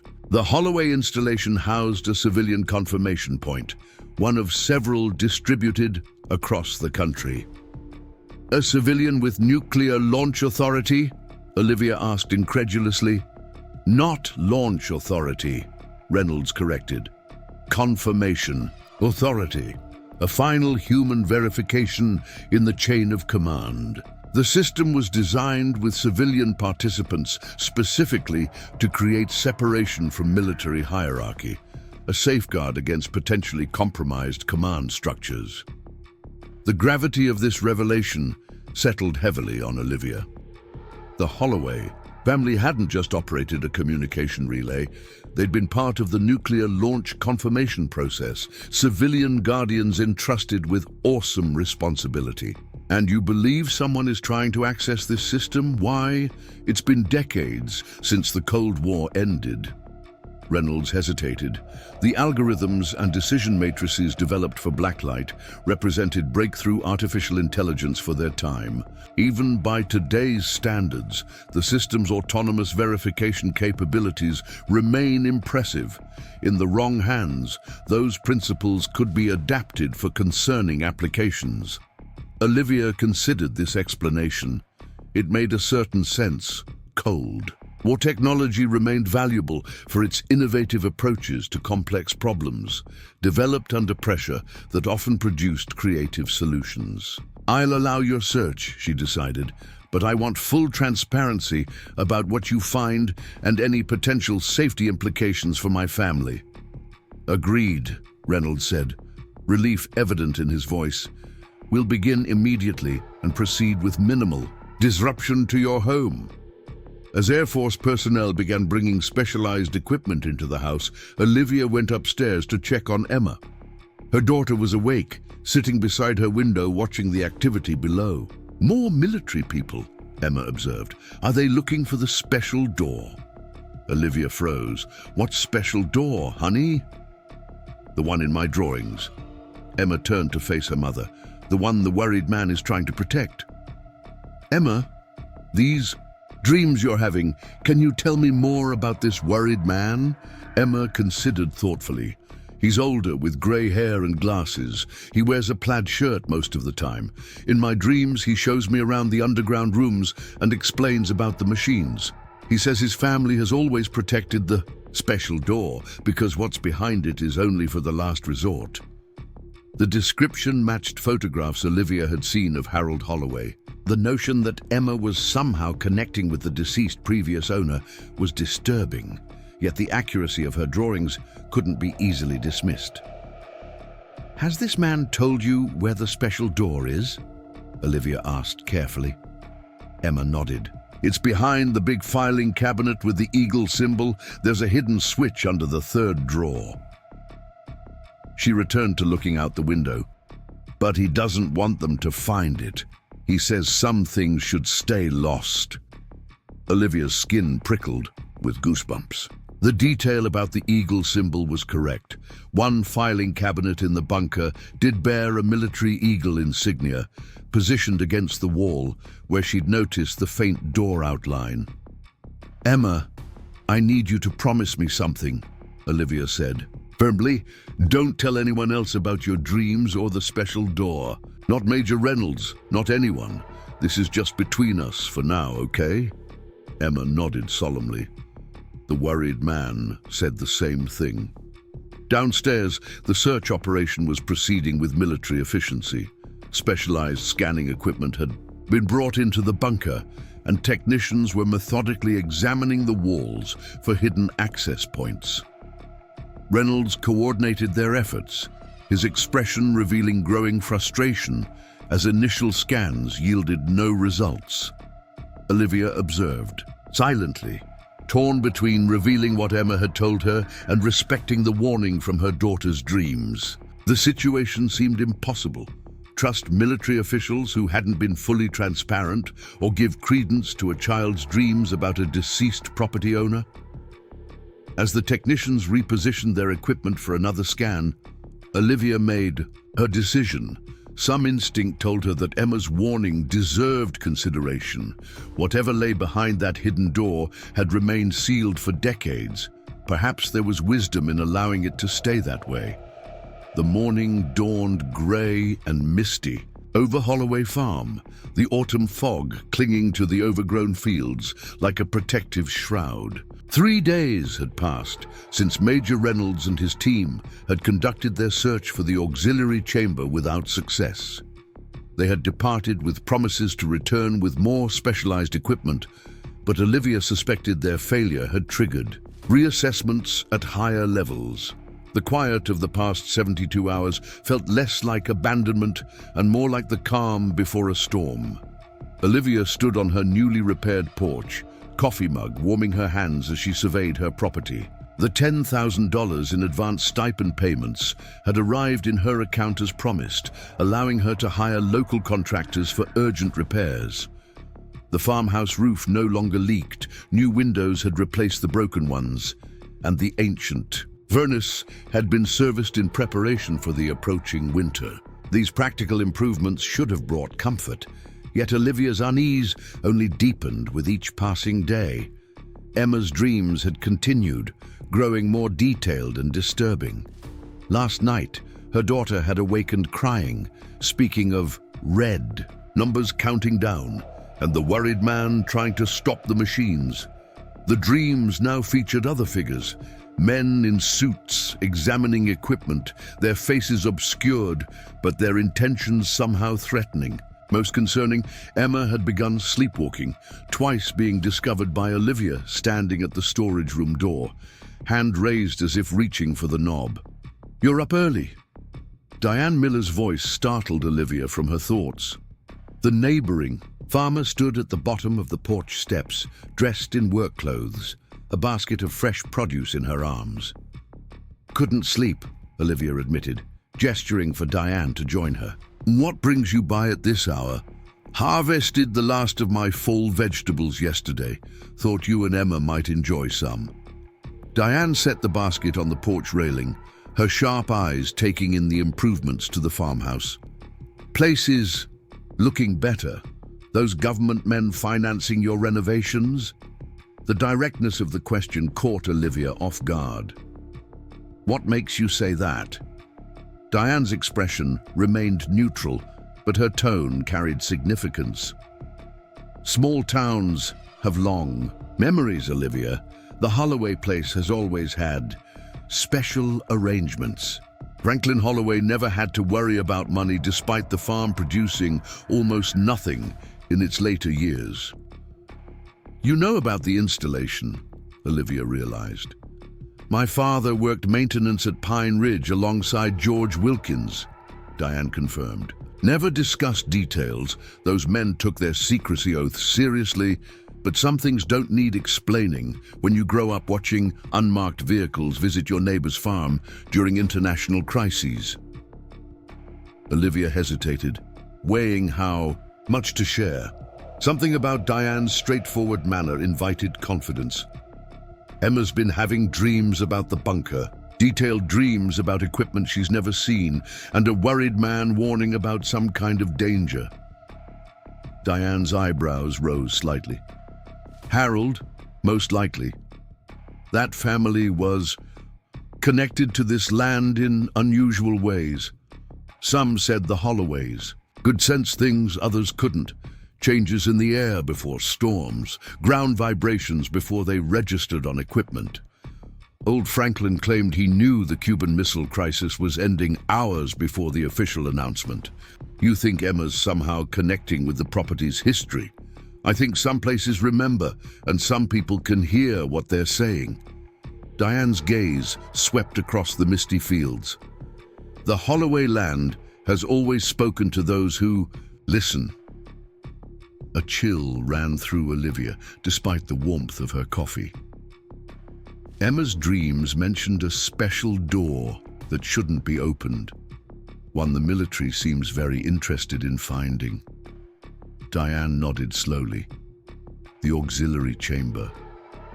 My father mentioned it once, drunk on Christmas Eve when I was a teenager. Said it contained the last resort option, and that the Holloway family were its guardians." "Guardian of what, exactly?" "He never specified, just said it was something they hoped would never be needed." Diane met Olivia's eyes directly. "But he also said if the wrong people found it, everything could change." The cryptic warning hung between them as the morning mist began to burn away under the strengthening sun. Before Olivia could press further, the distant sound of vehicles approaching drew their attention. 3 black SUVs appeared on the long driveway, moving with purposeful speed.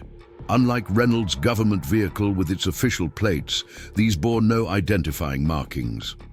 The convoy halted in front of the farmhouse, and men in dark suits emerged, 6 in total, with the precision movements of military or intelligence personnel. Diane stepped closer to Olivia, her posture protective. "Those aren't the same government men from before." From the lead vehicle, a tall man with silver hair and an air of authority approached the porch. "Ms. Bennett, I'm Director Alan Weaver, Department of Energy, Special Historical Resources Division. I need to speak with you regarding the Holloway facility." Olivia noted the subtle differences in identification, Department of Energy rather than Air Force, and a higher rank than Reynolds. "Major Reynolds didn't mention your visit. Major Reynolds has been reassigned," Weaver stated without elaboration. "Security protocols for the Holloway installation have been elevated following recent developments." "What developments?" Weaver glanced at Diane with obvious disapproval. "I'd prefer to discuss this privately, Ms. Bennett." Diane Miller owns the neighboring farm. "Her family has been here as long as the Holloways," Olivia replied, deliberately establishing Diane's local credentials.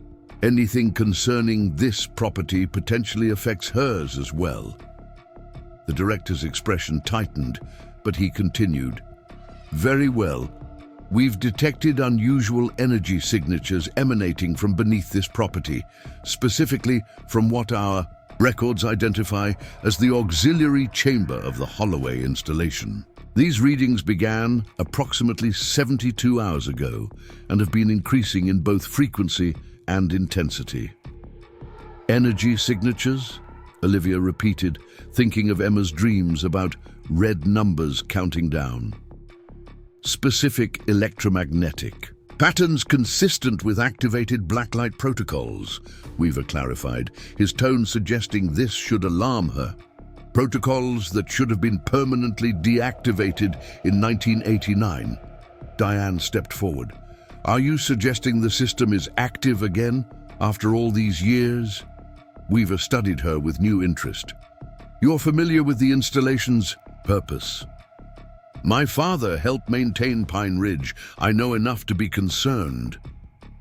The director nodded slightly, apparently reassessing his approach. Then you understand the implications. Blacklight was designed as a fail-safe, a system that could operate autonomously if primary command structures were compromised. Its reactivation suggests either a significant system malfunction or deliberate tampering. Olivia thought of the men she'd observed removing a metal case from her property. Could someone have accessed the installation and initiated these protocols? That's what we need to determine, Weaver confirmed, which is why we require immediate access to the facility, particularly the auxiliary chamber that previous teams were unable to locate. A sudden realization struck Olivia. Major Reynolds isn't just reassigned, is he? You suspect he might be involved? Weaver's hesitation provided confirmation. Certain inconsistencies in the security logs suggest the possibility of unauthorized access facilitated by someone with intimate knowledge of the facility's protocols.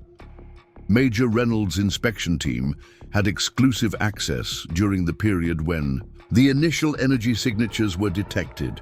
The implications were disturbing. If Reynolds, an Air Force officer specifically tasked with securing Cold War installations, was somehow compromised, the situation was far more serious than Olivia had imagined. I need to check on my daughter, she said, suddenly remembering Emma's sensitivity to the bunker. She's still asleep upstairs. Of course, Weaver agreed. My team will prepare our equipment in the meantime. Inside the farmhouse, Olivia hurried upstairs to Emma's bedroom, finding the door ajar and the room empty. A surge of panic propelled her back downstairs, checking the kitchen and living room without success. Emma? She called, trying to keep the fear from her voice. No response. With growing dread, Olivia approached the storage room. The door stood open, the trapdoor beyond lifted to reveal the concrete steps, descending into darkness. Heart pounding, she rushed down the stairs, calling her daughter's name. The bunker's main chamber was empty, the equipment undisturbed from Reynolds' last visit. But something had changed. The wall section where Olivia had noticed the faint outline of a door now showed a distinct seam, glowing with a soft blue light that pulsed gently. The hidden entrance to the auxiliary chamber was no longer hidden. Emma! Olivia called, her voice echoing in the confined space. Mom? The response came from beyond the glowing seam. The worried man says I need to help him stop the countdown. Terror and maternal instinct propelled Olivia forward.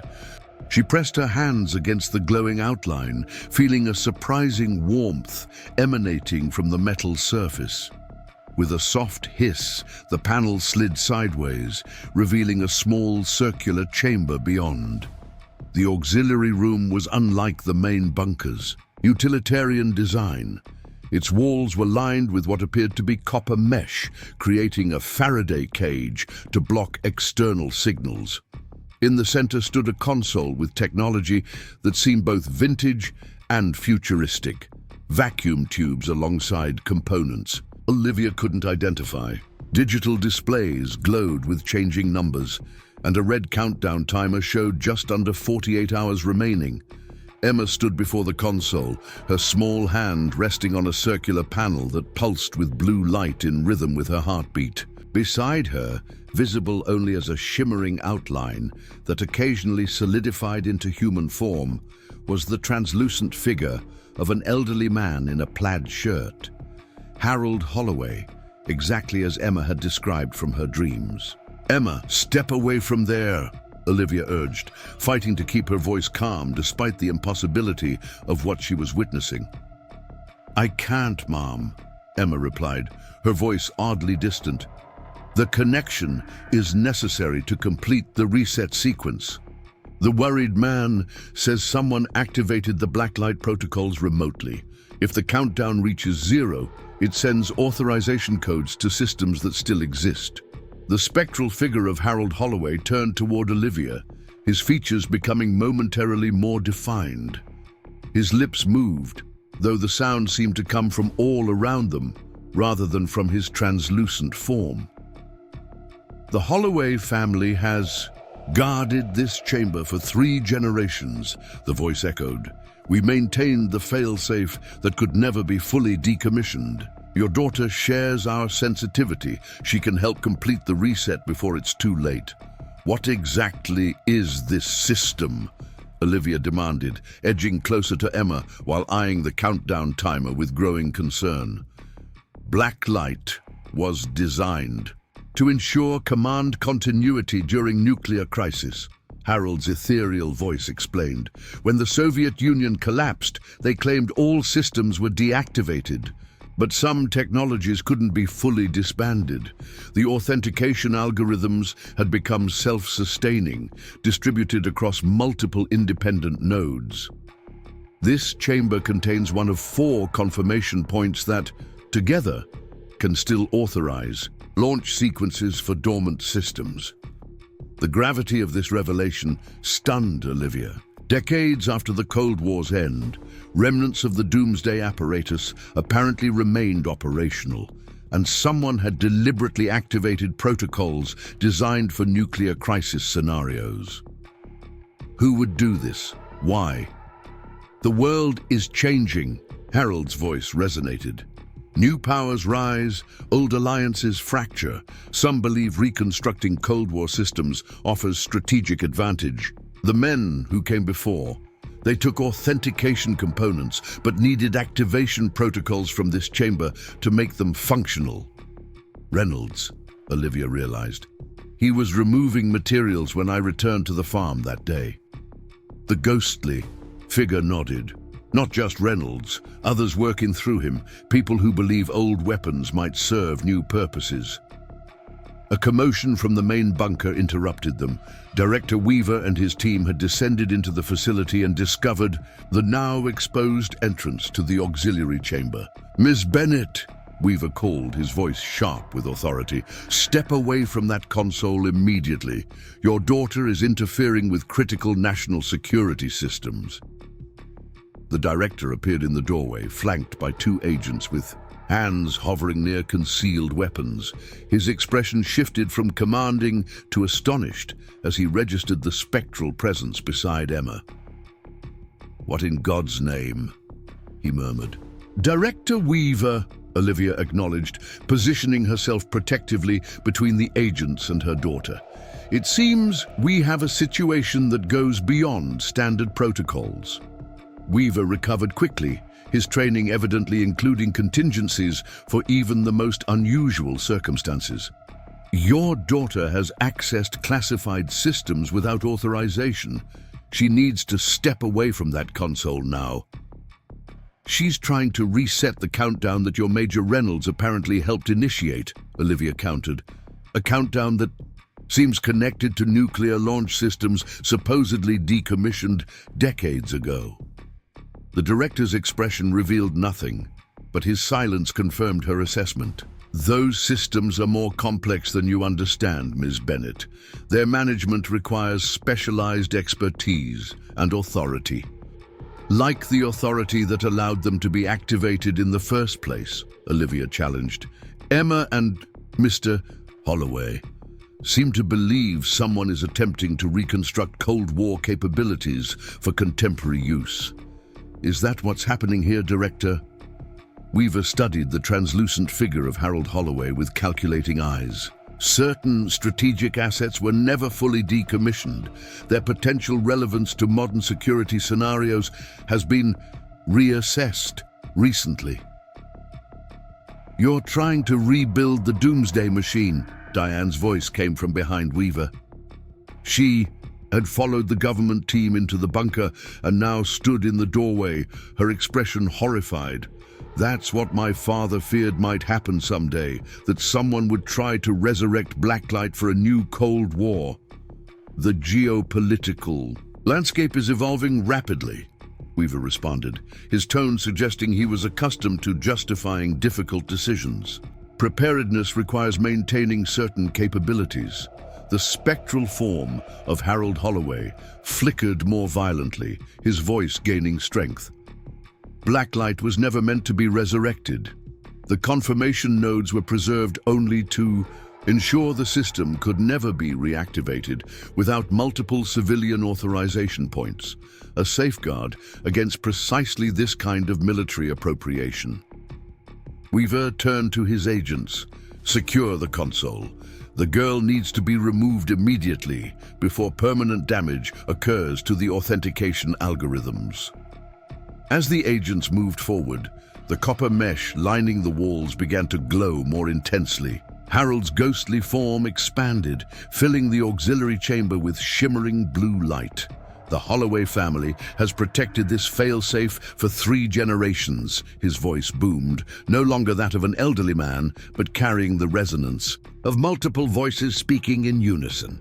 We accepted the burden because we understood what these systems could unleash. The authentication node cannot be extracted or repurposed. It can only be maintained or permanently decommissioned. Emma looked up at Olivia, her eyes reflecting the blue light surrounding them. Mom, the worried man says I can help complete the shutdown protocol. The system will recognize me because we're living on the land. It's keyed to the property's custodians. Weaver stepped forward urgently. Ms. Bennett, you don't understand the implications. These systems are integrated with current defense networks. Decommissioning this node will create strategic vulnerabilities. It will prevent nuclear launch authentication without full civilian confirmation, Diane countered, exactly as originally designed. Olivia looked from her daughter to the countdown timer, then to the ghostly manifestation of Harold Holloway, the worried man who had reached across some impossible boundary to warn them. The decision seemed suddenly perfectly clear. What do you need to do, Emma? She asked. Keep my hand on the panel until the reset completes, Emma replied with surprising calmness. The worried man is helping guide the sequence. Weaver signaled his agents. Remove them from the console. That's an order. As the men moved forward, Diane blocked their path. This is private property with historical easements for specific government access. Nothing in those agreements authorizes forcible removal of the property owners. The legal technicality gave the agents pause, creating the moment Emma needed. The blue light pulsed more rapidly, flowing from the console up Emma's arm and suffusing her small body with shimmering energy. The countdown timer froze, then began reversing, numbers climbing backward. No! Weaver shouted, pushing past Diane to reach for Emma. Olivia intercepted him, using her body to shield her daughter. This is our home, Director. Whatever cold war ghosts you're trying to resurrect, you'll have to find another way. The console emitted a high-pitched tone as the countdown display went blank. The blue light surrounding Emma intensified momentarily before flowing back into the walls, leaving the auxiliary chamber dimly lit by emergency lighting. The spectral form of Harold Holloway faded until only the faintest outline remained visible. Reset protocol complete, Emma announced, her voice sounding like her own again as she removed her hand from the panel. The authorization node has been permanently decommissioned. Weaver stared at the now dark console, his expression shifting from anger to resignation. Do you have any idea what you've done? That node was critical to the strategic recalibration initiative. We've ensured that nuclear launch authorization requires exactly what it was designed to require: multiple independent civilian confirmations, Olivia stated firmly, precisely as it should be. The director straightened his jacket, professional composure returning. This incident will have consequences, Ms. Bennett. The agreement regarding this property will need substantial revision. I look forward to those negotiations, Olivia replied evenly.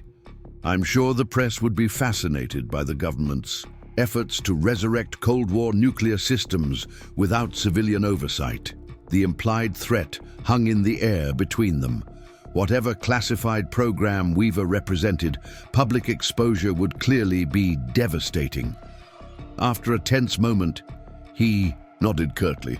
We'll be in touch regarding modified arrangements, he conceded. In the meantime, this facility remains under federal jurisdiction. We'll need to secure it properly before departing. Of course, Olivia agreed, but the auxiliary chamber stays sealed permanently as part of any new agreement. As Weaver and his team began documenting the decommissioned console, Olivia led Emma back upstairs, Diane following close behind. In the kitchen, Emma seemed suddenly exhausted, the adrenaline of the confrontation fading. You did something incredibly brave down there, Olivia told her daughter, wrapping her in a tight embrace, but also something I don't fully understand. How did you know what to do? Emma leaned against her mother, eyelids heavy. The worried man, Mr. Holloway, has been showing me in my dreams. He said our family needed to finish what his family started. He said we're the new guardians now. Diane brought Emma a glass of water, her expression thoughtful. The Holloways always claimed this land chose them, not the other way around. Maybe it's chosen you too. The idea should have seemed absurd, ghostly farmers and sentient property. Yet after what they'd witnessed in the auxiliary chamber, Olivia found herself considering it seriously. Something about this place had connected with Emma in ways that defied rational explanation.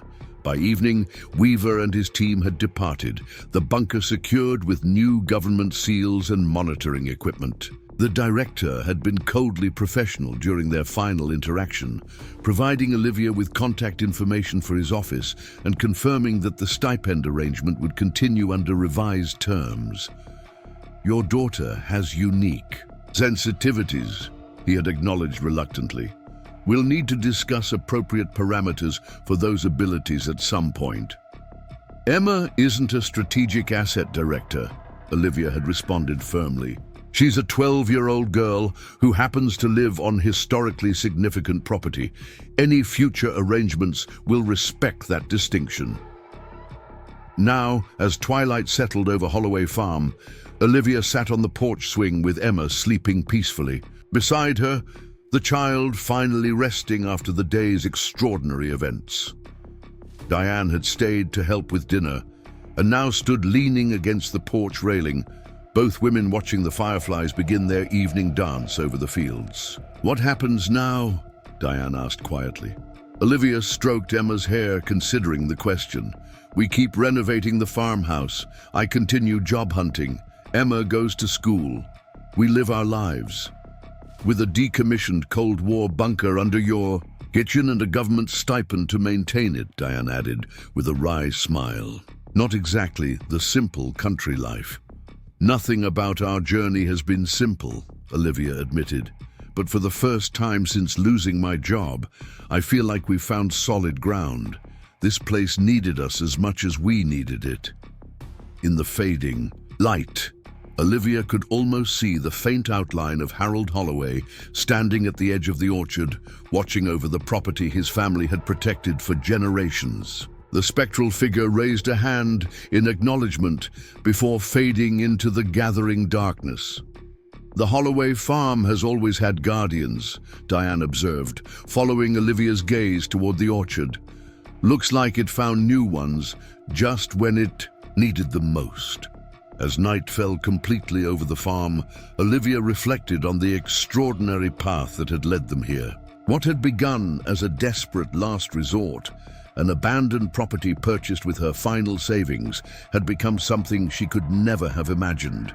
A home with history, purpose, and unexpected connection to forces beyond ordinary understanding. The single mom, who had arrived with nothing but determination and a daughter to protect, had somehow become the guardian of secrets decades older than herself. The abandoned farm that no one had wanted had revealed its true value, not in its acreage or buildings, but in its role as sanctuary for those who would protect what others might exploit. Emma stirred slightly in her sleep, mumbling something about the worried man saying thank you. Olivia smiled, pulling her daughter closer. Whatever strange connection existed between Emma, the Holloway legacy, and this land, it had created a bond that felt unbreakable. They belonged here now, and the farm belonged to them, ghostly guardians, government stipends and all. Up next, you've got 2 more standout stories right on your screen. If this one hit the mark, you won't want to pass these up. Just click and check them out.